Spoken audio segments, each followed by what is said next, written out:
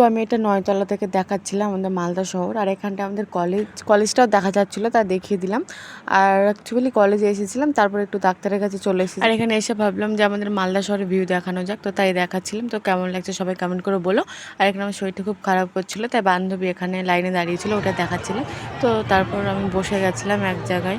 আর এখানে পাশে বান্ধবী ছিল, তো ওকেও আমি দেখিয়ে দিলাম। ভিডিওটা গতকালকের। আর আমাকে এত কেয়ার করার জন্য বান্ধবী তোদের জন্য কিছু বলতে চাই, I love you so much.